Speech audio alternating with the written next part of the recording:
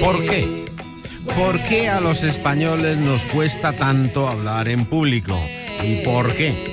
¿Por qué las culturas asiáticas son tan jerárquicos? Por raro que parezca, tiene que ver con las 3 necesidades básicas en el ámbito laboral. Es decir, con el logro, la afiliación y el poder. Los españoles somos fundamentalmente afiliativos, ¿eh? Queremos ser amigos de todo el mundo. Sí, mi amigo. Además nos hacemos amigos muy rápido. Por el contrario, a los asiáticos les mueve el poder. De ahí que sean tan jerárquicos. Pero ahora será Pilar Jerico quien nos lo cuente. Pilar, muy buenos días. Hola, buenos días. ¿Es por esto por lo que a los españoles nos cuesta tanto hablar en público? Sí, por lo que tenemos tanto miedo al ridículo también. Por eso vemos a veces, ahora que estamos en periodo de vacaciones para muchos, cuando vas a estos hoteles y piden voluntarios y sale gente que no suele ser española voluntaria, y mientras los españoles nos morimos de vergüenza, ¿no? Sí, miramos para el suelo. Miramos para el suelo y... cuando éramos pequeños. Exacto, ¿no? Y esto ocurre por una cuestión muy sencilla, y es por lo que tú acabas de mencionar, porque los españoles somos lo que se llama afiliativos, es decir, lo que buscamos es ser parte del grupo, y eso pues tiene ciertas ventajas y también ciertos inconvenientes, claro está. Yendo a las ventajas y a los inconvenientes, no sé si es mejor una sociedad orientada al logro, una sociedad orientada a la afiliación.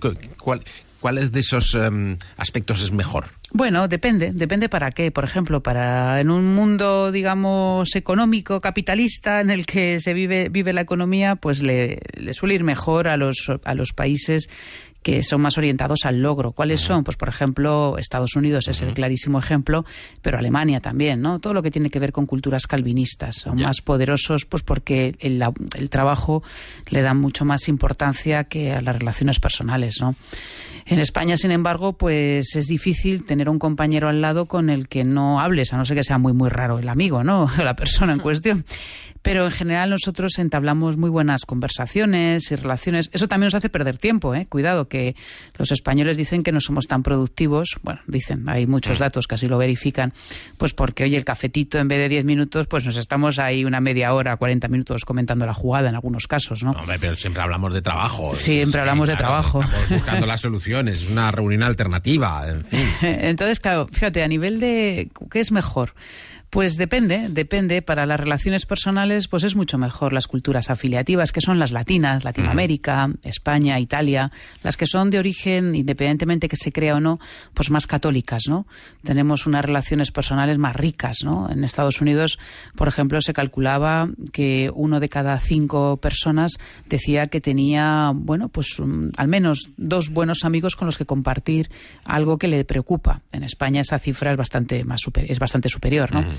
Por lo tanto, digamos que a nivel personal la cultura afiliativa es más amable en ese sentido, pero a nivel profesional pues es un poco más dura.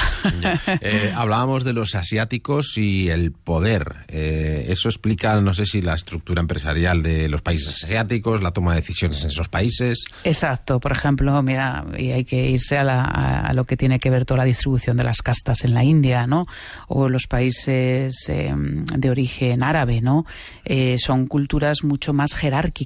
Es más difícil traspasar si tú has nacido en una determinada, digamos, bueno, una clase social, es más difícil traspasar esa clase social. Sin embargo, por ejemplo, en Estados Unidos no tiene por qué, ¿no?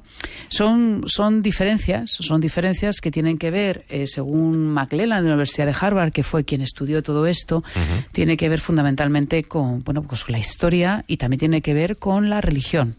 La religión, por ejemplo, el calvinismo, decíamos, genera mucha orientación al logro, ¿no? Ya lo decía Calvino, que cuando uno muera, el éxito que hayas obtenido en esta tierra va a definir lo cerca o lejos que estés del Padre, por lo tanto, déjate la piel, es el número 1, ¿no? En cambio, la cultura católica en eso es más amable, ¿no? Sin embargo, pues otras culturas, las otras religiones, pues de origen, bueno, pues las distintas religiones asiáticas, pues marcan más, o al menos lo que han generado desde el punto de vista de la cultura de la sociedad, son clases mucho más, bueno, pues más difícil, ¿no? Ya se ve en la India, por ejemplo, lo difícil que es traspasar una determinada clase social, ¿no? Ahora, volviendo a la pregunta que hacía al principio, dirán algunos oyentes, bueno, ¿qué tiene que ver el que nos guste eso, la relación personal, el que seamos más afiliativos, como decíamos, con que luego salgamos a hablar y padezcamos una especie de pasmo. Bueno, tiene que ver por esto, porque la afiliación lo que busca es agradar a todos, ¿no? Ya. Buscamos agradar a todos y eso genera el miedo al rechazo, al que dirán, miedo al ridículo o de la vergüenza ajena, que eso, por cierto, la vergüenza ajena es un tema cultural, no se nace con ello.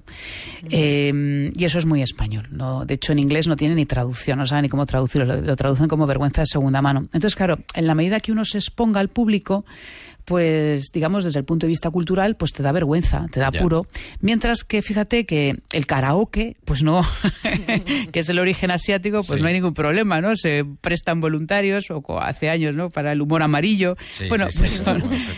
Es que es otro tipo de cultura y a nosotros nos da vergüenza. Entonces, ¿qué es interesante? Pues que a lo mejor a un español nos da vergüenza hablar en público, nos da vergüenza en un grupo en una reunión de trabajo, pues dar tu opinión por el que van a decir, o por ejemplo en clase levantar la mano y hacer una pregunta, ¿no?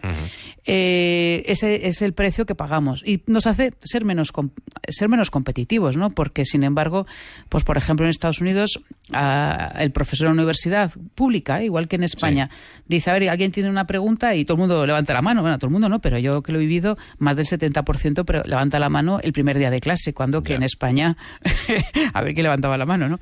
Entonces, bueno, son rasgos culturales. Lo que es interesante es que todo tiene ventajas y todo tiene inconvenientes. Entonces, en definitiva, la pregunta es, nosotros somos afiliativos, oye, estupendo para las relaciones personales, pero cuidado si eso nos trae consecuencias para perder ese punto, ¿no? de impacto de desarrollo que podemos tener en nuestra carrera profesional. Y lo importante, Pilar, es si se puede trabajar. ¿Podemos hacer algo para luchar contra esta fobia, contra este apuro? Sí, a ver, lo primero es tomar conciencia. O sea, esto no es innato, es decir, no naces con ello, esto es algo. Y lo segundo, una vez que tomas conciencia, pues muchas veces en el programa, ¿verdad?, hablábamos, rasgos, atrévete, haz pequeños pasos. ¿Que te cuesta hablar en público? Bueno, pues no te cojas una audiencia de 100 personas, empieza poco a poco. Voy a atreverme con 5. Y sobre todo la parte de no te tomes tan en serio, porque al final el problema del afiliativo es que piensa que te van a estar criticando todo el rato, y a lo mejor te critican un poquito, pero luego seguro que van a criticar otra cosa. Pero entonces no le prestes tanta atención a tus miedos, ¿no? Yo he tenido la oportunidad de trabajar con chavales en oratoria, en colegios, y verdaderamente un poquito de trabajo con ellos te permite obtener unos resultados espectaculares. Sí, es cierto. De ruptura de miedos, será una formación de una semana y luego los niños tienen que hablar ante sus padres, ante sus compañeros y el claustro de profesores.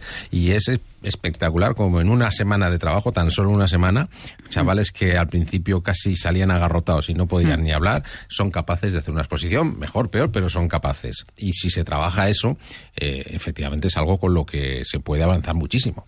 Sin duda, por eso ahora en los colegios ya por fin empiezan a desarrollar temas de habilidades, ¿no? Que nos han ganado en otros países, pero que se puede. Pero si ya somos un poquito más mayores, también se puede trabajar. Se puede trabajar, cuesta un poquito más, pero se puede. Y es divertido además. Sí. Y esto del espejo, Pilar, que muchas veces recomiendan, yo no soy partidario. A ver qué dice Pilar. Lo explico. Yo, la verdad es que me dedico también a hablar en público. A mí es que me gustaba hablar, estudiar en voz alta, por ejemplo. Eso sí ayuda. No sé si es el espejo, pero escucharte a ti, no sé si yo no lo he utilizado. Yo personalmente no lo he utilizado tampoco. Y hay gente que sí que le ayuda, pero más que eso yo diría, habla en voz alta, y escúchate. Recomiendo hoy, que además todos tenemos una cámara a mano en nuestro móvil, es mucho mejor grabarte y verte que fijarte en el espejo, porque estás perdiendo concentración y estás de alguna forma forzando la situación. Es mejor, te grabas, luego te ves y aprendes mucho más, seguramente, de ti. Sí. Pues Pilar, los afiliativos nos vamos, ¿no? Porque ha llegado el final de la hora. Así que nos encontramos la semana que viene. Un beso grande. Un beso para vosotros también.